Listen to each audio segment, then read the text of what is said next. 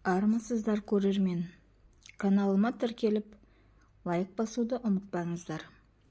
Айнұр қаланың қызы, жасынан ақылды ерке болғанымен шаруаға епсіз болып өсті.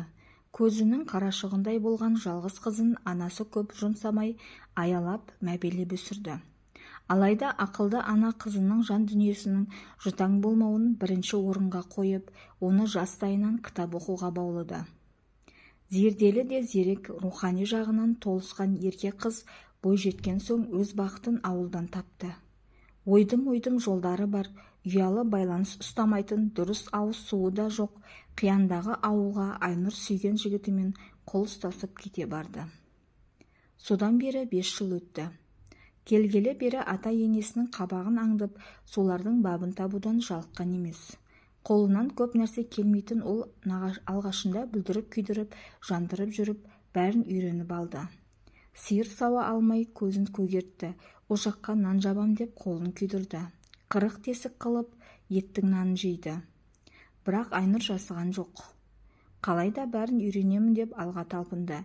Нәтижесінде аз уақыттың ішінде 5 аспап келін атанды.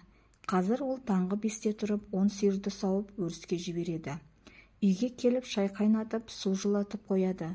Осы аралықта ұйқыдан тұрған ата-енесімен үйленбеген қайнағасына ыстықтай дәмдеп шайын береді. Қариялар шайды ұзақ ішеді.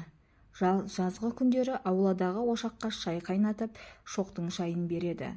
Сүт тартып, май, қаймағын жасайды. Қысы жазы сиыр сауылатындықтан бұл үйден құрт ірімшік үзілмейді. Бәрін бітіріп, мектептегі жұмысына жүгіреді. Мұғалім болып жұмыс жасайтын ол мектепте де алғыр ұстаздардың қатарында. Сынаптай сырғыған осы уақыт аралығында 3 баланың анасы атанды. Күнделікті күйбең тіршілікпен жүгіріп жүрген күндердің бірінде өзіне ақылшы, қамқор болған енесі айықпас дертке шалдықты. Бір-біріне үйелмен сүйелмен 3 баланың қасына енесі 4-ші бала болып қосылды. Бірақ Айнұр бұл жолы да шыдамдылық пен табандылықтың шынайы үлгісін көрсетті. Анасы ауырып қалды дегенді естіп, қала маңында тұратын үлкен қызы жылап еңіреп жетті. Бір аптадай қасында болып, жуындырып, шайындырып, шашын тарап, тамағын беріп жүгіріп жүрді. Бірақ кетерінде анасының құлағындағы алтын сырға мен алтын жүзікті өзімен бірге ала кетуді ұмытпады. Сөйтіп күндер өтіп жатты. Көрші ауылда тұратын ортаншы қызы бала-шағасымен анасын бағуға келді. Ол да үйдегі жалғыз келін Айнұрға болысқан болып, анасын қарап жанашырлық танытты.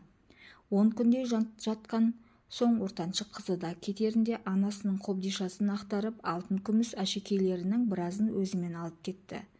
Күнде келіп шай ішіп кететін ауылда тұратын кіші қызы да қалған алтын бұйымдарды өзімен алып кетті. Қобдишада жалғыз ғана қызыл көзді алтын сақина қалды. Ертеңгі күні енесіне ас салып келген Айнұр оның керіс қарап бүк түсіп, тұншығып жылап жатқанын көрді. Көз жасын тия алмаған кейуана. 3 қызым бар деп мақтанушы едім, бірақ 3-еуінің сенің қолыңа су құя алмайтынын көріп қарным ашып тұр. Қыздарымның өресі осыншалық тар бола ма? Мені асты үстіме түсіп, шын көңілмен баққан сен ғанасың. Бақытты бол, балаларың да өзің сияқты парасат пайымы биік болып өссін, деп фатиқасын береді. Түскі шайға келген кенже қыз шай үстінде анасының қобдишасында қалған жалғыз алтын сақина келінге тиесілі екенін, анасын адал бағып жүрген Айнұр екендігін айтып, енді ешкімнің ол сақинаға тиіспеуін сұрады.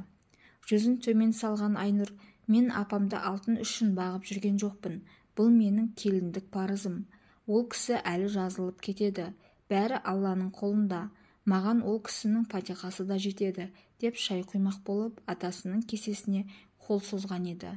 Көзінен парлап аққан жасын көрсеткісі келмеген күйі үлкен кісі үнсіз ғана дастархан басынан тұрып кетіп барады екен. Санаулы күндерін өткізіп жатқан ана төбеге қарап ойланып жатып 3 қызы мен келінін салыстырды.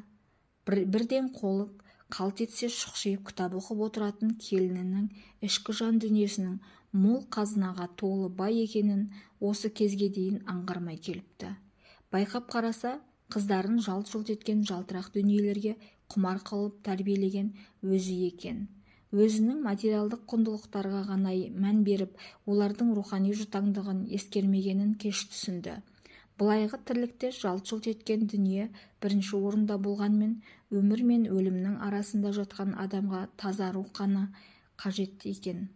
Жаны қиналып жатқан сәтте қора толы малдың да, сірескен дүниенің де, қобдиша толы алтынның да, көк тиын да қадірі жоқ екенін ұғынды. Өзінің бала тәрбиесіндегі қателігін кеш түсінген Айнұрдың енесі соңғы күндерін өксікке толы өкінішпен өткізіп жатты. Өмірден өтер сәтінде қыздарының бәрі келіп апалап айнала қоршап жылап отырды. Көздерінен тарам-тарам жас ағып жатқанымен үш қызының да санасында анасынан қалған өзге де бағалы заттарды бөлісіп алу жоспары тұрды. Қиналып жатқан ана жанына босағанға жақтан тараған жарық сәуле ғана жылылық сыйлағандай болды.